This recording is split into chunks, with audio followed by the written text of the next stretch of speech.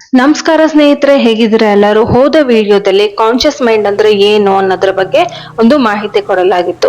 ಈ ವಿಡಿಯೋದಲ್ಲಿ ಸುಪ್ತ ಮನಸ್ಸು ಅಂದ್ರೆ ಏನು, ಅಂದ್ರೆ ಸಬ್ ಕಾನ್ಶಿಯಸ್ ಮೈಂಡ್ ಅಂದ್ರೆ ಏನು ಅನ್ನೋದನ್ನ ನೋಡೋಣ.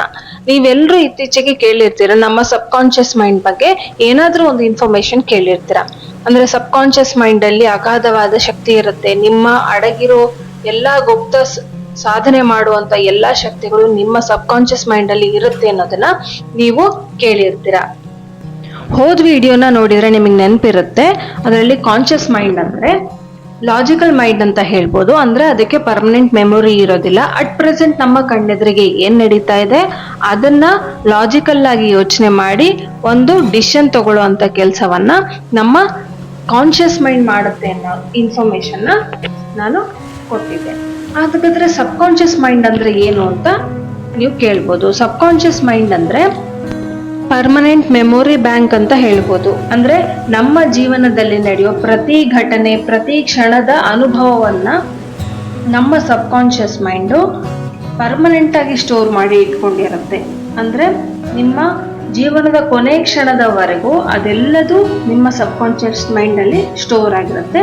ಒಂದು ಎಕ್ಸಾಂಪಲ್ ಹೇಳ್ಬೇಕು ಅಂದ್ರೆ, ಸುಮಾರು ನೀವು ಒಂದು 21 ವರ್ಷ ಆಗುವಷ್ಟೊತ್ತಿಗೆ ನಿಮಗೆ ಆಗ್ಲೇ ಒಂದು 100 ಎನ್ಸೈಕ್ಲೋಪೀಡಿಯಾದಲ್ಲಿ ಇರುವಷ್ಟು ಇನ್ಫಾರ್ಮೇಶನ್ ನಿಮ್ಮ ಸಬ್ ಕಾನ್ಶಿಯಸ್ ಮೈಂಡ್ ಸ್ಟೋರ್ ಮಾಡಿ ಇಟ್ಕೊಂಡಿರುತ್ತೆ. ಅಂದ್ರೆ ನಿಮ್ಮ ಇಡೀ ಜೀವನದಲ್ಲಿ ಪ್ರತಿದಿನ ನಡೆದಿರುವಂತ ಘಟನೆಗಳು, ನೀವು ನೋಡಿದ ಗಿಡ, ಮರ, ಹೂವು, ಬಳ್ಳಿ ಎಲ್ಲದನ್ನು ನಿಮ್ಮ ಸಬ್ ಕಾನ್ಶಿಯಸ್ ಮೈಂಡ್ ನೆನ್ಪಿಟ್ಕೊಂಡಿರುತ್ತೆ. ನೀವು ಇದನ್ನ ಕೇಳಿದ್ರೆ ಆಶ್ಚರ್ಯ ಪಡ್ಬೋದು. ಆದರೆ ನಿಮ್ಮ ಸುಪ್ತ ಮನಸ್ಸು ನಿಮ್ಮ ಬಿಹೇವಿಯರ್ ಪ್ಯಾಟ್ರನ್ ಏನಿದೆ ಅದರ 90% ಕಂಟ್ರೋಲ್ ಮಾಡೋದು ನಿಮ್ಮ ಸುಪ್ತ ಮನಸ್ಸು. ಫಾರ್ ಎಕ್ಸಾಂಪಲ್, ನೀವು ತುಂಬಾ ನಾಚಿಕೆ ಸ್ವಭಾವದವರಾಗಿದ್ದರೆ, ಅಥವಾ ನೀವು ತುಂಬಾ ಎಕ್ಸ್ಟ್ರಾವರ್ಟ್ ಆಗಿದ್ದರೆ, ನೀವು ತುಂಬಾ ಇಂಟ್ರೋವರ್ಟ್ ಆಗಿದ್ದರೆ, ನೀವು ತುಂಬಾ ಸಿಟ್ಟಿನ ಸ್ವಭಾವದವರಾಗಿದ್ದರೆ, ಇದೆಲ್ಲದಕ್ಕೂ ಕಾರಣ ನಿಮ್ಮ ಸುಪ್ತ ಮನಸ್ಸಿನಲ್ಲಿ ಆಲ್ರೆಡಿ ಸ್ಟೋರ್ ಆಗಿರುವಂತ ಪರ್ಮನೆಂಟ್ ಮೆಮೊರಿ. ನೀವು ಅನ್ಕೋಬಹುದು, ನಾನು ಎಷ್ಟೋ ಪ್ರಯತ್ನ ಮಾಡ್ತೀನಿ, ನಾನು ಸಣ್ಣ ಸಣ್ಣ ವಿಷಯಕ್ಕೆ ಸಿಟ್ ಮಾಡ್ಕೋಬಾರ್ದು ಅಂತ, ಆದರೆ ಅದು ಎಲ್ಲಿರುತ್ತೋ ಗೊತ್ತಿಲ್ಲ, ನನ್ನ ಕೋಪ ಬಂದ್ಬಿಡುತ್ತೆ ಅಂತ.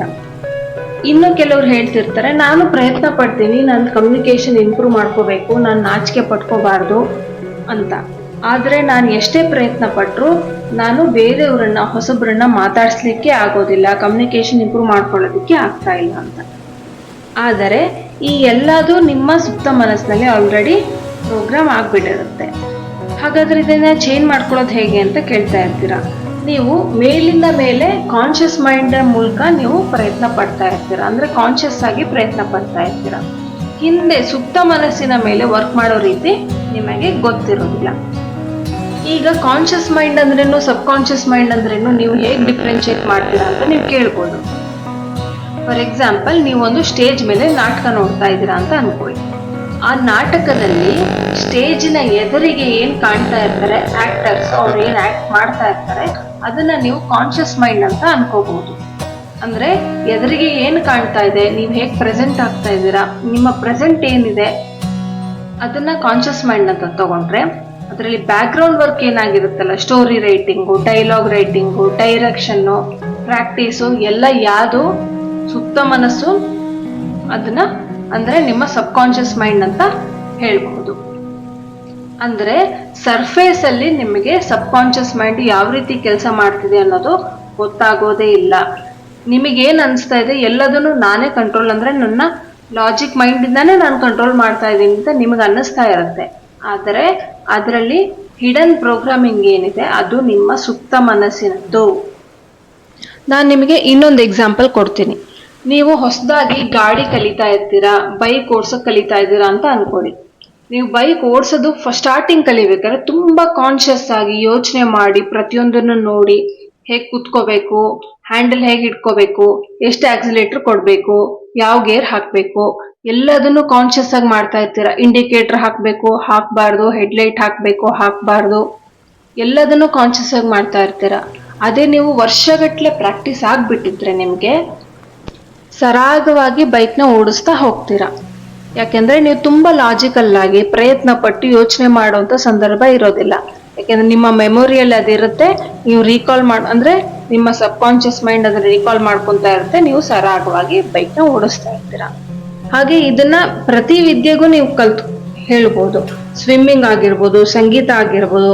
ಸಂಗೀತ ಕಲಿಬೇಕಾದ್ರೂ ನೀವು ಪ್ರತಿ ಸ್ವರವನ್ನು ಕಾನ್ಶಿಯಸ್ ಆಗಿ, ನನ್ನ ಶ್ರುತಿ ಸರಿಯಾಗಿದ್ಯಾ, ಧ್ವನಿ ಸರಿಯಾಗಿ ಬರ್ತಾ ಇದೆಯಾ, ನಾನು ಚೆನ್ನಾಗಿ ಹಾಡ್ತಾ ಇದ್ದೀನಾ, ಹಾಡಿರೋದು ರಾಗ ಸರಿಯಾಗಿ ಬರ್ತಾ ಇದೆಯಾ, ಎಲ್ಲದನ್ನು ಕಾನ್ಶಿಯಸ್ ಆಗಿ ನೋಡಿ ಯೋಚನೆ ಮಾಡಿ ಹಾಡ್ತಾ ಇರ್ತೀರಾ. ಪದೇ ಪದೇ ಪದೇ ಪದೇ ಪ್ರಾಕ್ಟೀಸ್ ಮಾಡ್ತಾ ಇರ್ತೀರಾ. ನೀವು ವರ್ಷಗಟ್ಟಲೆ ಪ್ರಾಕ್ಟೀಸ್ ಮಾಡಾದ್ಮೇಲೆ ನೀವು ತುಂಬಾ ಎಫರ್ಟ್ ಹಾಕೋ ಅವಶ್ಯಕತೆ ಇರೋದಿಲ್ಲ. ನೀವು ನಿರರ್ಗಳವಾಗಿ ಹಾಡ್ಲಿಕ್ಕೆ ಶುರು ಮಾಡ್ತೀರಾ. ಇದೇ ರೀತಿ ಕಾನ್ಶಿಯಸ್ ಮೈಂಡ್ ಅನ್ನೋದು ಕೂಡ ನಾವು ಯಾವುದೇ ಹೊಸ ಅಭ್ಯಾಸಗಳನ್ನ ರೂಢಿಸ್ಕೋಬೇಕಾದ್ರೆ ನಮ್ಮ ಕಾನ್ಶಿಯಸ್ ಮೈಂಡ್ ತುಂಬಾ ಲಾಜಿಕ್ ಆಗಿ ಯೋಚನೆ ಮಾಡಿ ನಮಗೆ ಅಭ್ಯಾಸ ಮಾಡಿಸುತ್ತೆ. ಅದೇ ಅದು ಪರ್ಮನೆಂಟ್ ಮೆಮೊರಿ ಆಗಿ ಒಂದ್ಸತಿ ಸುಪ್ತ ಮನಸ್ಸಿನಲ್ಲಿ ಪ್ರೋಗ್ರಾಮ್ ಆಗಿಬಿಟ್ರೆ ನಾವು ಆ ವಿಷಯವನ್ನ ನಿರರ್ಗಳವಾಗಿ ಮಾಡ್ತಾ ಹೋಗ್ತೀವಿ, ಸರಾಗವಾಗಿ ಮಾಡ್ತಾ ಹೋಗ್ತೀವಿ. ನಾನು ಆಗ್ಲೇ ಹೇಳ್ದೆ, ನಮ್ಮ ಸಬ್ ಕಾನ್ಶಿಯಸ್ ಮೈಂಡು ನಮ್ಮ ವ್ಯಕ್ತಿತ್ವವನ್ನ ತುಂಬಾ ಪ್ರಭಾವಿಸುತ್ತೆ ಅಂತ ಹೇಳ್ದೆ. ಹೇಗೆ ಅಂತ ನೀವು ಕೇಳ್ಬೋದು. ನಾನು ಅಂದ್ರೆ ನಿಜವಾಗ್ಲೂ ಸುಪ್ತ ಮನಸ್ಸು ಹೇಗೆ ಕೆಲಸ ಮಾಡುತ್ತೆ ಅಂದ್ರೆ, ಈಗ ಒಂದು ಮಗು ಇದೆ ಅಂತ ಅನ್ಕೊಳ್ಳಿ. ಅದು ನೀವು ಏನ್ ಹೇಳಿದ್ರು ನಂಬತ್ತೆ, ಅದಕ್ಕೆ ಲಾಜಿಕ್ ಬೇಕಾಗಿಲ್ಲ. ಫಾರ್ ಎಕ್ಸಾಂಪಲ್, ಗುಮ್ಮ ಬರುತ್ತೆ ಅಂದ್ರೂ ನಂಬತ್ತೆ, ಊಟ ಮಾಡ್ಲಿಲ್ಲ ಅಂದ್ರೆ ಗೊಗ್ಗಯ್ಯ ಎತ್ಕೊಂಡು ಹೋಗುತ್ತೆ ಅಂದ್ರೂ ನಂಬತ್ತೆ. ಅಂದ್ರೆ ಅದಕ್ಕೆ ಲಾಜಿಕ್ ಬೇಕಾಗಿಲ್ಲ, ನೀವು ಹೇಳಿದ್ದನ್ನ ಅದು ನಿಜ ಅಂತ ನಂಬತ್ತೆ.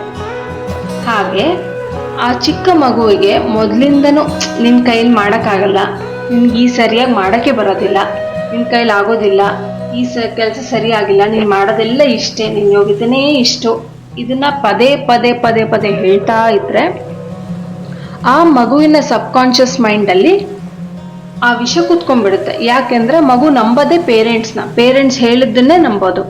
ಸೊ ಸಬ್ ಕಾನ್ಶಿಯಸ್ ಮೈಂಡ್ ಅಲ್ಲಿ ನನ್ನ ಕೈಲಿ ಕೆಲಸ ಆಗೋದಿಲ್ಲ ಅನ್ನೋದನ್ನ ನಾನು ನಂಬ್ಕೊಂಡ್ಬಿಟ್ಟಿರುತ್ತೆ. ಅದೇ ಮುಂದೆ ದೊಡ್ಡವನಾದ್ಮೇಲೆ, ಎಷ್ಟೇ ದೊಡ್ಡವರಾದ್ಮೇಲೂ ಆ